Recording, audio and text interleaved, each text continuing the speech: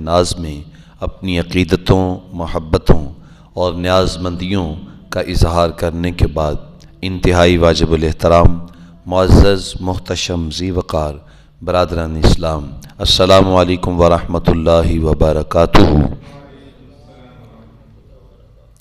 آقا کریم صلی اللہ تعالی علیہ وآلہ وسلم کی ذات ستودہ صفات کے حوالے سے ہمارے پچھلے 2 جمعوں میں بھی ذکر کیا گیا تھا۔ چونکہ ماہ ربیع الاول کے سلسلہ میں یہ ہمارے جمعات المبارک ہوتے ہیں، تو آج کا ہمارا عنوان ہے آمد مصطفیٰ صلی اللہ علیہ وسلم کے مقاصد، حضور کی بعثت کے مقاصد۔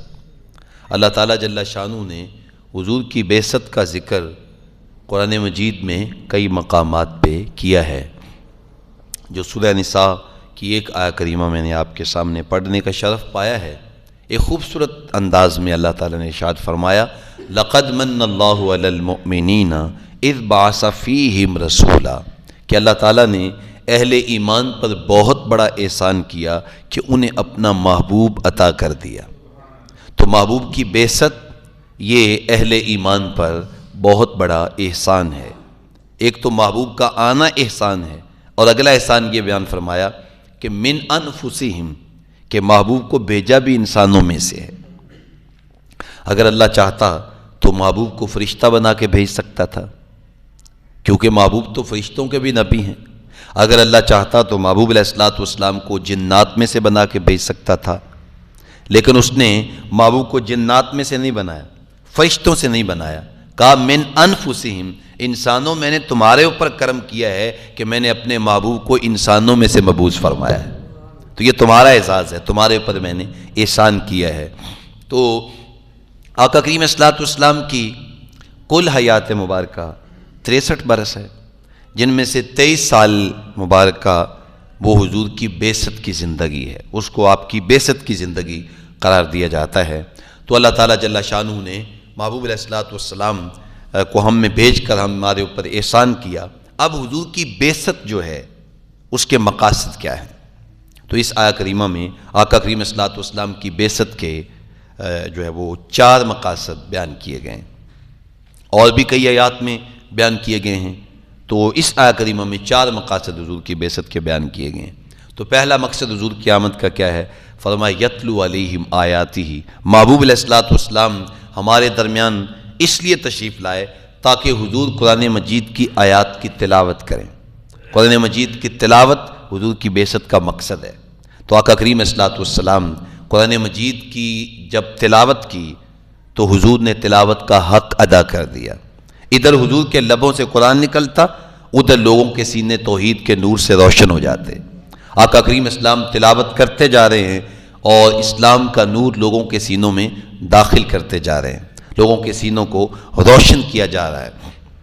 آقا کریم صلی اللہ علیہ وسلم خوبصورت لہجے میں قرآن پڑھتے تھے، اور ایک ماحول کے اندر ایک تازگی، فرحت اور بشاشت بھر دیتے تھے۔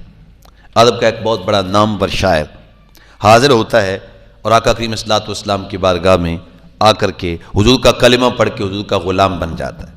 یہ وہ زمانہ تھا جب لوگ حضور کو شاعر کہہ رہے تھے، معاذ اللہ، کوئی حضور کو کاہن کہہ رہا تھا، معاذ اللہ، کوئی مجنوں کہہ رہا تھا، کوئی جادوگر کہہ رہا تھا۔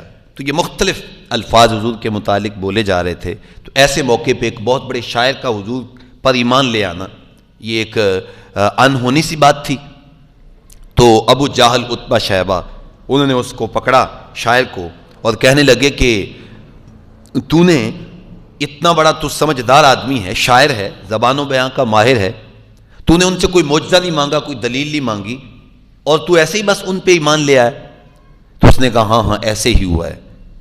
اس نے کہا کہ میں نے محمد عربی صلی اللہ علیہ وسلم سے قرآن کی 3 آیتوں کی تلاوت سنی ہے، تو میرا سینہ ایمان کے نور سے روشن ہو گیا ہے۔ صرف 3 آیات میرے ایمان لانے کا باعث بنی ہیں۔ اللہ اکبر! کہ میں نے جب ان کے لبوں سے قرآن کی یہ 3 آیات سنی ہیں، ان کا لہجہ اتنا میٹھا تھا، ان کے انداز میں ایسی کیفیات تھیں کہ میرے دل نے یہ گواہی دی کہ یہ تلاوت کرنے والا بھی سچا ہے، اور جس کلام کی یہ تلاوت کر رہا ہے یہ کوئی عام کلام نہیں ہے، یہ کوئی خاص کلام ہے. میں بھی شاعر ہوں, زبان و بیان کا ماہر ہوں, لیکن میں بھی شعر کہتا ہوں, لیکن اس طرح کا کلام کوئی شاعر نہیں کہہ سکتا. یہ کلام کوئی عام کلام نہیں, تو یہ تو کائنات کے رب کا کلام لگتا ہے. تو میرے دل نے گواہی دی کہ پڑھنے والا بھی سچا ہے, اور جس کلام کی تلاوت کر رہا ہے یہ کلام بھی سچا ہے, اور جس رب کا یہ کلام ہے وہ رب بھی سچا ہے. تو اس لیے میں ایمان لے آیا. اب وہ 3 آیات کون سی ہیں؟ سورہ سبا کی 3 آیات ہیں. ان ربی یقذف بالحق علام الغیوب قل جاء الحق وما یبدئ الباطل وما یعید قل ان ضللت فانما اضل علی نفسی وان اہتدیت فبما یوحی الی ربی انہ سمیع قریب. اس کے اندر یہ بات واضح کی گئی ہے کہ اب حق آ چکا ہے, باطل ٹکڑے ٹکڑے کر دیا جائے گا. اور ان آیات کے اندر اتنا حسن ہے بلاغت کا اور فصاحت کا کہ ایک شاعر جو ہے وہ مجبور ہو گیا اس بات پہ کہ قرآن کی فصاحت و بلاغت کو سن کر کے اور اس کو ملاحظہ کر کے اس کے دل نے گواہی دی کہ یہ لانے والا سچا ہے, اور پھر اس کے لبوں پہ بے ساختہ کلمہ جاری ہو گیا. تو ادھر حضور قرآن پڑھتے جاتے, ادھر لوگوں کے سینے ایمان کے نور سے روشن ہوتے چلے جاتے تھے. آقا کریم صلی اللہ علیہ وسلم کی آمد کا پہلا مقصد کہ حضور قرآن مجید کی تلاوت کرنے کے لیے آئے. اللہ اکبر, حضور نے تلاوت کی, اس کا حق ادا کر دیا. پھر حضور نے یہ عمل صحابہ کرام کو دیا. صحابہ کرام قرآن مجید کی تلاوت کرتے تھے. قرآن مجید کی 7 منزلیں ہیں. کبھی ہم نے غور کیا یہ 7 کیوں ہیں؟ تو علماء فرماتے ہیں کہ اکثر صحابہ کا معمول تھا کہ وہ روزانہ قرآن مجید کی 1 منزل کی تلاوت کرتے تھے, اور 7ویں دن قرآن مجید کو مکمل تلاوت کر لیا کرتے تھے. تو اس لیے اس کی 7 منزلیں ہیں. جنگوں میں قرآن پاک کی تلاوت کرتے تھے, ہر مہم پہ قرآن مجید کی تلاوت کرتے تھے. تو قرآن مجید کی تلاوت یہ دکھوں کا علاج ہے اور غموں کا مداوع ہے. جب قرآن مجید کی تلاوت کی جاتی ہے, اس کے اندر ایک ایسا نور رکھا گیا ہے کہ دلوں کو اطمینان نصیب ہوتا ہے قرآن مجید کی تلاوت کے ساتھ. ہم شاید اطمینان ڈھونڈتے ہیں, کوئی جو ہے وہ کوئی لطیفہ سن لیتے ہیں میڈیا پہ, کوئی ہمارے بعض لوگ جو ہے وہ کوئی چیز فلم دیکھ لیتے ہیں کہ جی دکھ دور ہو جائے, غم دور ہو جائے, ذرا تھوڑا سا لطافت پیدا ہو جائے. لیکن یہ کوئی معنی نہیں رکھتی. اگر میں اپنے دکھ دور کرنا چاہتا ہوں, غم دور کرنا چاہتا ہوں, تو میں قرآن کھول کے بیٹھ جاؤں. جب قرآن کی زیارت کروں گا تو آنکھوں کے ذریعے دل کے اندر اطمینان اتر جائے گا. تو پہلا مقصد حضور کی آمد کا قرآن مجید کی تلاوت ہے. اس پہ میں نے وہ منگل کی شب کو گفتگو مفصلاً کی تھی. دوسرا حضور کی آمد کا مقصد فرمایا وَيُزَكِّيهِمْ. آقا کریم صلی اللہ علیہ وسلم کی آمد کا مقصد یہ ہے کہ حضور ہمیں پاک کرنے کے لیے آئے. ہمارے سینوں کو کفر و شرک اور گناہوں کی آلودگیوں سے حضور ہمیں پاک کرنے کے لیے آئے. آقا کریم صلی اللہ علیہ وسلم لبوں سے قرآن پڑھتے تھے اور اپنی نگاہوں سے لوگوں کے سینوں کو پاک کرتے تھے. کیوں؟ اس لیے کہ آقا کریم صلی اللہ علیہ وسلم کی نظر ایسی کیمیا نظر تھی کہ جس جگہ پہ وہ نظر پڑتی تھی, جس پہ پڑ گئی بندے سے مولا کر دیا. اور اعلی حضرت بولے کہ آقا کریم صلی اللہ علیہ وسلم کی نظر کی عظمت بیان کرتے ہوئے فرماتے ہیں جس طرف اٹھ گئی دم میں دم آ گیا, جس طرف اٹھ گئی دم میں دم آ گیا. اس نگاہ عنایت پہ لاکھوں سلام, مصطفیٰ جان رحمت پہ لاکھوں سلام. تو آقا کریم صلی اللہ علیہ وسلم نظروں سے لوگوں کے سینوں کو گناہوں کی آلودگیوں سے پاک کرتے تھے. اللہ اکبر. یہ نظر سے سارا, نظر بہت کچھ کرتی ہے. وہ بھی میں نے جو شعر پڑھا کہ طیبہ سے منگائی جاتی ہے, سینوں میں چھپائی جاتی ہے, توحید کی میں پیالوں سے نہیں نظروں سے پلائی جاتی ہے. حضور اپنی نظروں سے توحید کی میں لوگوں کو پلایا کرتے تھے اور ان کے سینوں کو پاک کرتے تھے. آقا کریم کی مجلس سجی ہوئی ہے, ہجوم عاشقاں ہیں, لوگوں کا ایک جم گھٹا ہے کہ ایک نوجوان آ گیا. اس نے آ کے حضور کی بارگاہ میں عرض کیا اے ذلی بالزنا, یا رسول اللہ صلی اللہ علیہ وسلم مجھے زنا کی اجازت ہے.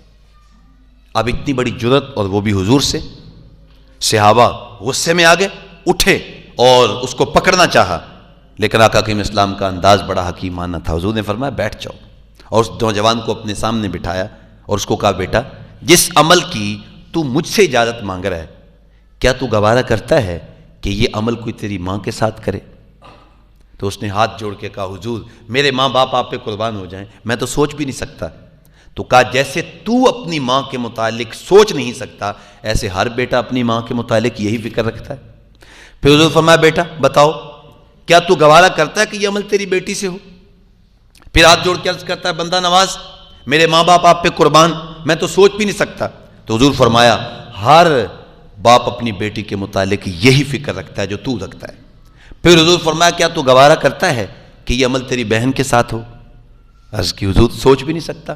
کہا جیسے تو نہیں سوچ سکتا ایسے ہر بھائی اپنی بہن کے متعلق یہی خیال رکھتا ہے. پھر حضور نے خالہ کا ذکر کیا. پھر آقا کریم صلی اللہ علیہ وسلم نے پھپھی کا ذکر کیا. تو ہر بار یہی کہتا رہا کہ حضور میں سوچ بھی نہیں سکتا. اللہ اکبر. جب اتنے حکیمانہ انداز میں حضور اس کے ذہن میں بات ڈال چکے اس کے بعد حضور نے اپنا دست اقدس نکالا اور یہ وہ ہاتھ ہے. اللہ فرماتا ہے ید اللہ فوق ایدیہم محبوب یہ تیرا ہاتھ تو نہیں ہے یہ تو میرا رب ذوالجلال کا ہاتھ ہے. اور حضور نے کنکر لیے اور کافروں کی جانب پھینک دیے. اللہ تعالیٰ نے قرآن بنا دیا فرمایا وما رمیت اذ رمیت ولکن اللہ رما. محبوب یہ کنکر تو نے تو نہیں پھینکے یہ تو میرا رب ذوالجلال نے پھینکے ہیں. تو ید اللہ والا ہاتھ حضور نے نکالا اور اس کے سر پہ رکھ دیا. شفقت سے محبت سے اس کے سر پہ رکھا اور پھر اللہ کی بارگاہ میں دعا کی اللہم اغفر ذنبہ طاہر قلبہ واحسن فرجہ. مالک میرے اس غلام کا گناہ معاف کر دے اس کے دل کو پاک کر دے اور اس کی پارسائی کا محافظ بن جا. اب دعا میرے حضور کریں. اللہ اکبر. اعلیٰ حضرت فرماتے ہیں اجابت کا صحرا عنایت کا جوڑا دلہن بن کے نکلی دعائے محمد. اجابت نے جھک کر گلے سے لگایا بڑی ناز سے جب دعائے محمد. حضور جب دعا کرتے ہیں اللہ اجابت کے سارے دروازے کھول دیتا ہے اور قریب آ کے اپنے محبوب کی دعا کو سنتا ہے. اللہ اکبر. حضور مسجد نبوی میں تشریف فرما تھے کہ ایک دیہاتی عربی آدمی کھڑا ہو گیا. لوگوں کا ہجوم تھا جمعہ کا دن تھا. اس نے کہا حضور قحط سالی پڑ گئی ہے تو مویشی جانور بھوکے مار رہے ہیں بچے بھوکے پیاسے مار رہے ہیں پانی نہیں ہے فصلیں نہیں اگ رہی تو کوئی مہربانی کریں دعائی کر دیں اللہ تعالیٰ بارش ڈال دے. حضور خطبہ ارشاد کر رہے تھے لیکن جیسے اس سائل نے سوال پیش کیا حضور نے وہیں پہ ہاتھ کھڑے کر لی اور آقا کریم صلی اللہ علیہ وسلم نے جب ہاتھ اللہ کی بارگاہ میں پھیلائے نا کہ مالک بارش عطا کر دے ابھی حضور نے وہ اپنے ہاتھ مبارک اپنے چہرہ انور پہ نہیں پھیرے کہ بادل امڑتے چلے آئے آسمان پہ پھیل گئے اور چھم چھم می برسنے لگا. اور آقا کریم صلی اللہ علیہ وسلم جب ممبر سے نیچے اترے نا تو وہ چونکہ پھڑوں کی چھت تھی کھجور کے پھڑوں کی تو درمیان سے پانی سمنے لگا اور حضور کی داڑھی مبارک پہ قطرات بارش کے پڑ رہے تھے. یعنی اس قدر حضور کی دعا کو اللہ تعالیٰ قریب آ کے سنتا ہے. تو جب حضور نے دعا کی تو فرماتے ہیں حضور نے اس نوجوان کے سینے کو برائی سے ایسے پاک کر دیا کہ برائی کی جانب بڑھنا تو دور کی بات ہے حضور نے اس کے ذہن سے زنا کا خیال بھی ختم کر دیا. کیوں؟ وَيُزَكِّيهِمْ کا تاج جو پہن کے آئے. آقا کریم صلی اللہ علیہ وسلم ہمارے سینوں کو پاک کرنے کے لیے آئے ہیں. تو اگر میں چاہتا ہوں کہ میرا سینہ پاک ہو تو یہ کہیں اور سے نہیں ہوگا. اس سینہ کو پاک کرنے کی ایک ہی جگہ ہے اور وہ گنبد خضرا کے مکی ہیں جو ہمارے سینوں کو پاک کر سکتے ہیں. یہاں ایک عقیدے کی بات بھی بڑی اہم ہے کہ یہ ہے باطنی ناپاکیاں کہ دل ناپاک ہوتا ہے گناہوں کی آلودگیاں اور گناہوں کے جتنی بھی ناپاکیاں ہیں وہ ان کو باطنی ناپاکیاں کہا جاتا ہے. کچھ ہیں ظاہری ناپاکیاں مثلا کپڑے کو پیشاب لگ گیا تو ہم کیا کرتے ہیں اللہ تعالیٰ جل شانہ نے اس کا بھی حل بیان کیا ہے. فرمایا وَأَنزَلْنَا مِنَ السَّمَاءِ مَاءً طَهُورًا ہم نے آسمان سے جو پانی اتارا ہے صرف پینے کے لیے نہیں ہے پاک کرنے کے لیے بھی عطا کیا ہے. تو ہم پانی کے ذریعے اپنا کپڑا پاک کر لیتے ہیں. بے وضو ہو گئے اللہ نے پانی عطا کیا ہے وضو کر لیتے ہیں پاک ہو جاتے ہیں. غسل فرض ہو گیا پانی عطا کیا پانی اپنے اوپر لیتے ہیں ہم پاک ہو جاتے ہیں. تو ان ظاہری ناپاکیوں کو دور کرنے کے لیے اللہ نے ہمیں پانی عطا کیا ہے اور باطنی ناپاکیوں کو دور کرنے کے لیے اللہ نے ہمیں آمنہ کا لال عطا کیا ہے. تو اب ایک سوال آپ سے کرنا چاہوں گا ہم یہاں بیٹھے ہیں کپڑے پہ کوئی ناپاکی لگ جاتی ہے اور پانی وہاں ٹوٹیوں میں ہے تو کیا یہاں بیٹھے بیٹھے پانی وہاں پہ ہے ہمارے کپڑوں کو وہاں سے پانی پاک کر سکتا ہے؟ سوچا بھی نہیں جا سکتا کہ میں یہاں بیٹھا رہوں اور پانی ٹوٹیوں میں ہے کسی صورت بھی کپڑا پاک نہیں ہوگا. جب تک پانی کپڑے کے قریب نہیں ہوگا اس وقت تک پانی کپڑے کو پاک نہیں کر سکتا. تو جیسے پانی کپڑے کے قریب نہ ہو تو کپڑا پاک نہیں ہو سکتا. تو میاں جب نبی میرے قریب نہیں ہوگا تو دل کیسے پاک ہوگا؟ تو ارشاد کر دیا النبی اولا بالمؤمنین من انفسہم، کہا لوگوں تمہاری جانیں تم سے دور ہیں اور تمہارے نبی تو تمہاری جانوں سے بھی قریب ہیں. تو اس لیے آقا کریم صلی والسلام کے انوار و تجلیات، حضور کی نگاہوں کا فیض اور پاکیزگی لینے کے لیے مجھے حضور کو اپنے قریب ماننا ہوگا. حضور گنبد خضرا کے اندر موجود ہیں لیکن میں حضور کی نگاہ میں رہتا ہوں. آقا کریم صلی اللہ علیہ وسلم اپنی نگاہ کرم مجھ پہ فرماتے ہیں.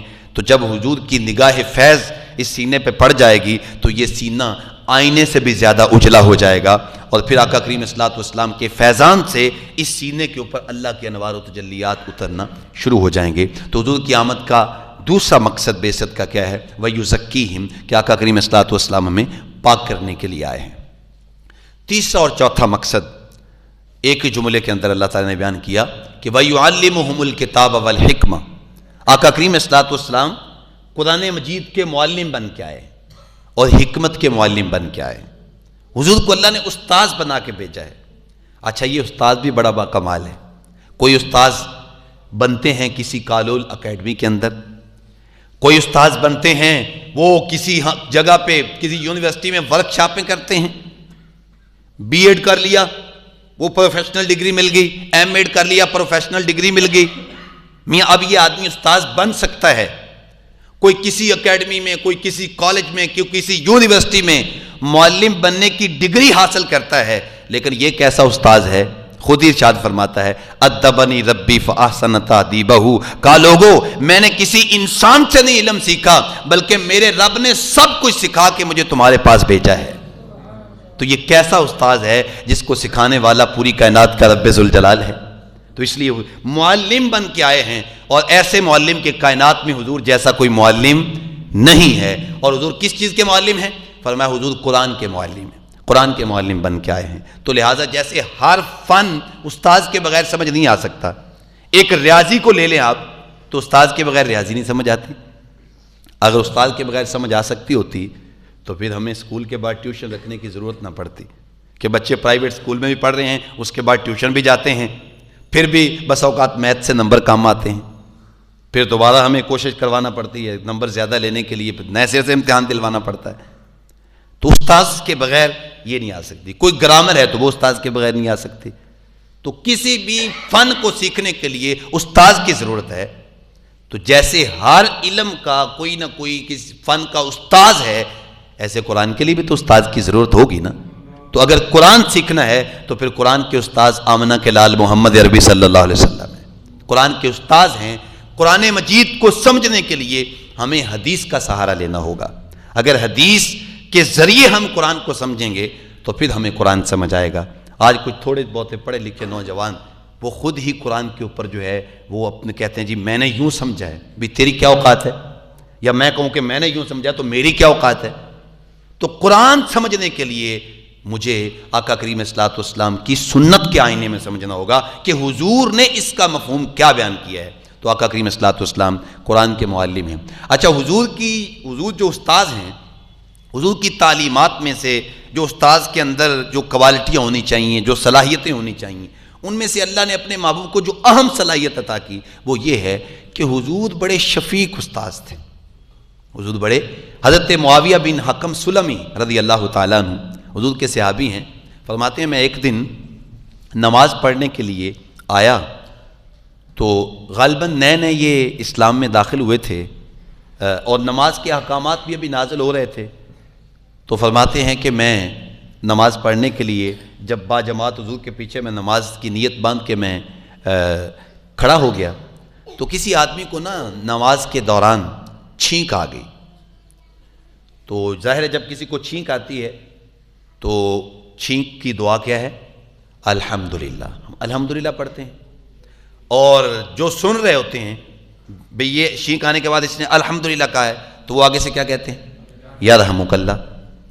تو کہتے ہیں کہ آدمی کو چھینک آئی اور میں نے نماز میں کہہ دیا یرحمک اللہ تو اب صحابہ اپنی تیکھی نگاہوں سے مجھے دیکھنے لگے. نماز کے دوران. تو میں سمجھ گیا کہ یہ جو ہے وہ مجھے خاموش کروانا چاہتے ہیں کہ تو نے جو عمل کیا ہے یہ غلط کیا ہے. خیر میں نے ایک اور بھی بات کی, میں نے کہا تمہیں کیا ہو گیا, تم کیوں ایسے مجھے دیکھ رہے ہو؟ تو خیر انہوں نے مجھے سمجھایا اشاروں میں, تو میں خاموش ہو گیا. اب جب نماز سے میں فارغ ہوا تو میری ملاقات ہونی تھی حضور سے, حضور کو تو پتہ تھا کہ اس نے کیا عمل کیا ہے.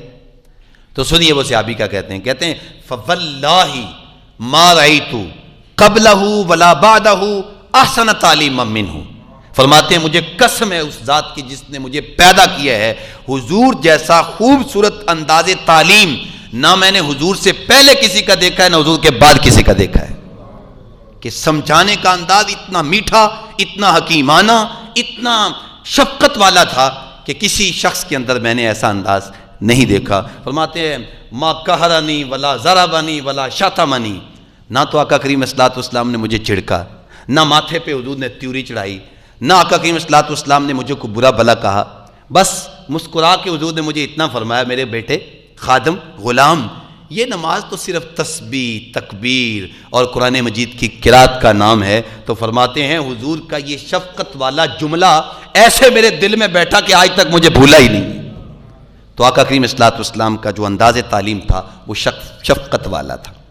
حضور قرآن مجید کے معلم ہیں اور حضور حکمت کے معلم ہیں. چوتھا مقصد حضور حکمت کے معلم ہیں. حکمت کس کو کہتے ہیں؟ علماء فرماتے ہیں وضع الاشیاء علی مواضعها, کہ ہر شے کو اس کے مقام پہ رکھنے کا نام حکمت ہے. اب دیکھیں پنکھے ہم نے اوپر لگائے ہوئے ہیں, یہ ایک حکیمانہ انداز ہے کہ یہیں سے ہوا دیں گے, اگر ہم نیچے رکھ دیں تو کچھ بھی فائدہ نہیں ہوگا, بلکہ ہمیں کھڑا ہی نہیں ہوگا ہوا جا سکے گا ہم سے. لائٹس ہم اوپر لگاتے ہیں, حکیمانہ انداز ہے. تو ہر چیز کو اپنی جگہ پہ رکھنے کا نام کیا ہے؟ حکمت ہے. اور یاد رکھو اللہ تعالیٰ قرآن مجید میں ارشاد فرماتا ہے وَمَن یُؤْتَ الْحِکْمَةَ فَقَدْ أُوتِیَ خَیْرًا کَثِیرًا, جس شخص کو حکمت دی گئی اس کو سمجھ لیں کہ دنیا کی ساری دولتیں دے دی گئیں. اللہ تعالیٰ نے اپنے ایک بندے کو حکمت کا ایک حصہ عطا فرمایا. اللہ کو وہ اتنا پیارا لگا کہ قرآن مجید میں اس کے نام پہ ایک پوری سورت ہی نازل کر دی. فرمایا وَلَقَدْ آتَيْنَا لُقْمَانَ الْحِکْمَةَ, ہم نے لقمان حکیم کو حکمت عطا فرمائی. تو ان کے نام پہ پوری سورت نازل کر دی. کس وجہ سے؟ کہ اس کے پاس حکمت کا ایک حصہ تھا. اچھا لقمان حکیم ایک مرتبہ گفتگو کر رہے تھے کہ لوگوں کا ہجوم تھا, تو سامنے سے ایک آدمی گزرا, اس نے کہا لقمان تم وہی ہے نا جو بکریاں چرایا کرتا تھا, جو بھیڑیں چرایا کرتا تھا؟ اب کو مجھے ایسے کہے تو پھر جاتا کہاں, پھر دیکھیں گے اس کے ساتھ ہوتا کیا ہے. میں تو آپے سے باہر ہو جاؤں گا, لیکن جو بڑے لوگ ہوتے ہیں ان کے کام بھی بڑے ہوتے ہیں. تو وہ آپے سے باہر نہیں ہوئے, بلکہ کہا ہاں میں وہی ہوں جو بکریاں چرایا کرتا تھا, جو بھیڑیں چرایا کرتا تھا. تو اس نے پھر اگلا سوال کیا کہ پھر تجھے یہ اتنی دانائی کہاں سے ملی ہے کہ بھیڑیں چرانے والے آدمی کو یہ دانائی, ایک بکریاں چرانے والے آدمی کو اتنی حکمت کہاں سے ملی؟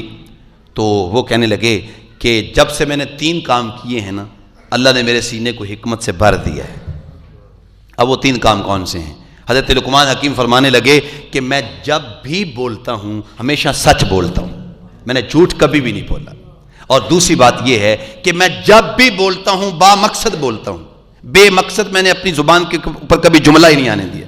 یہاں تو حالت یہ ہے کہ ہمارے خطیب 3 گھنٹے تقریر کرتے ہیں اور پلے کچھ بھی نہیں پڑتا, لیکن حکیم لوگ کیا ہوتے ہیں, وہ ایک زائد جملہ, ایک جملہ بھی زائد نہیں بولتے, وہ ٹو دی پوائنٹ, جیسے کہتے ہیں ٹو دی پوائنٹ بات کرنا. تو وہ کہتے ہیں کہ میں جب بھی بولتا ہوں با مقصد بولتا ہوں, بے مقصد ایک بات بھی نہیں کرتا. اور تیسری بات یہ ہے کہ جب میرے پاس امانت رکھی جائے تو میں اس میں خیانت نہیں کرتا. تو فرمانے لگے کہ جب سے یہ 3 کام میں نے اختیار کیے ہیں تو میرے رب نے میرے سینے کو حکمت سے بھر دیا ہے. یار جس کو حکمت کا ایک حصہ دیا گیا اس کا تو یہ مقام ہے, اور اس کی عظمت پہ قرآن مجید میں سورت نازل کی گئی, اس کا یہ مقام ہے, یہ مرتبہ ہے.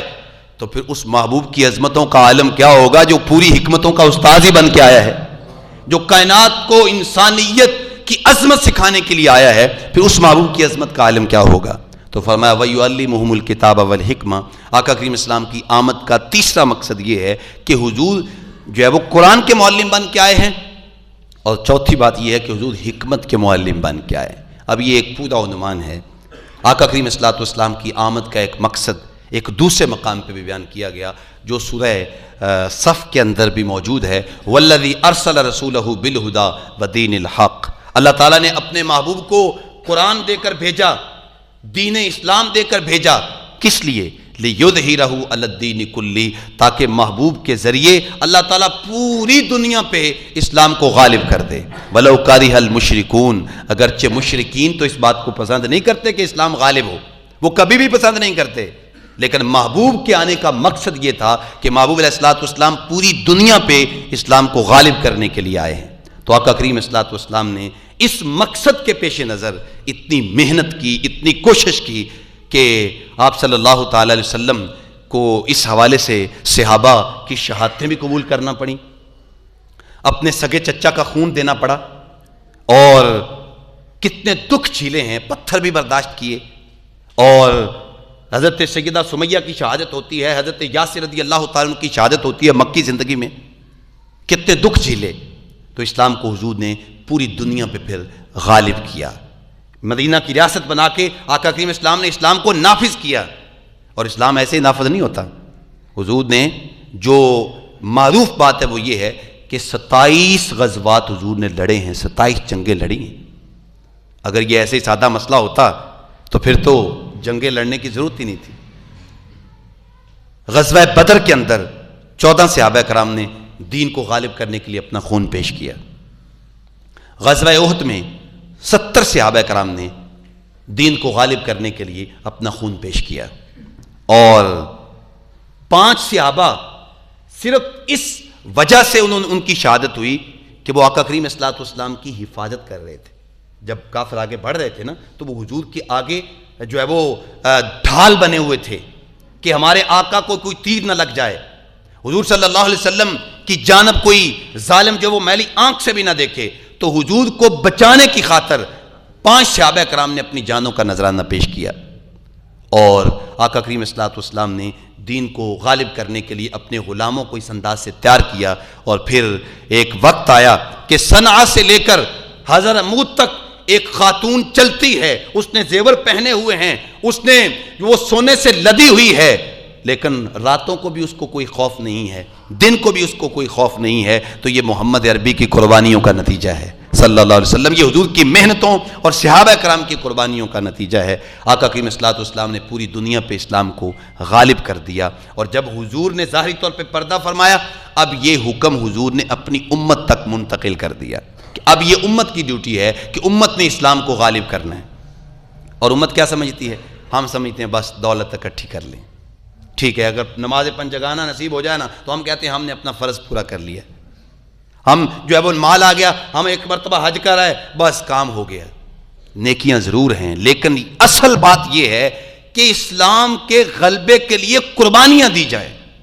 اگر اسلام کے لیے مال کی ضرورت تو مال پیش کیا جائے، حج کر لیا، مقام مل گیا، حاجی نام بھی رکھا گیا، لیکن کیا دین کی سربلندی کے لیے بھی کوئی مال خرچ کیا ہے؟ کیا دین کی سربلندی کے لیے کوئی کسی کو ڈاکٹر بنا دیا، کسی کو انجینئر بنا دیا، کسی کو کچھ بنا دیا؟ کیا دین کا کام کرنے کے لیے بھی کسی بیٹے کو تیار کیا ہم نے؟ ہم یہی کہتے ہیں ٹھیک ہے، وہ کیا کہا تھا علامہ اقبال نے، رسم اذاں رہ گئی، روح بلالی نہ رہی، فلسفہ رہ گیا، تلقین غزالی نہ رہی۔ اب صرف اور صرف ایک جو ہے وہ رسم رہ گئی ہے، اور ہم نے دین کے لیے جو ہے وہ قربانیاں نہیں دی، اور ہم نے دین کے لیے کوشش نہیں کی۔ ہم سمجھتے ہیں کہ ہم آزاد ہیں۔ وہ کیا کہا تھا علامہ اقبال نے کہ ملا کو جو ہند میں ہے سجدے کی اجازت، ملا کو جو ہند میں ہے سجدے کی اجازت، نادان یہ سمجھتا ہے کہ اسلام ہے آزاد۔ یہ اسلام کی آزادی نہیں ہے، اسلام کی آزادی یہ ہے کہ اسلام کے اصولوں کو نافذ کیا جائے۔ تو اس حوالے سے اب یہ ذمہ داری، یہ ڈیوٹی حضور نے اپنی امت کے سپرد کی ہے۔ تو ہمیں چاہیے کہ کوشش کریں کہ 24 گھنٹوں میں کوئی تھوڑا سا وقت ہم ایسا بھی نکالیں کہ ہم کہیں کہ یہ کام ہم نے، یہ وقت ہم نے دین کی سربلندی کے لیے ہم نے جو ہے وہ یہ لگایا ہے، یہ وقت لگایا ہے، فلاں کام ہم نے دین کی سربلندی کے لیے کیا ہے، دین کو غالب کرنے کے لیے کیا ہے۔ تو انشاءاللہ تعالی میں تو یہ کہتا ہوں کہ ہم نے کہاں باقی چھوڑے، ہم کم از کم سر سے لے کر پاؤں تک اپنی شخصیت پر ہی دین کو غالب کر لیں۔ اگر ہم اپنے آپ پہ دین کو غالب کر لیں گے تو اس سے ہی بہت زیادہ جو ہے وہ فرق پڑے گا۔ اللہ تعالیٰ جل شانہ آقا کریم صلی اللہ علیہ وسلم کی بعثت کے مقاصد سے ہمیں روشنی لینے کی توفیق نصیب فرمائے۔ کار ما آخر شدو آخر ز ما کار نشد مشت خاک ما غبار کوچہ یار نشد و آخر دعوانا الحمد للہ رب العالمین۔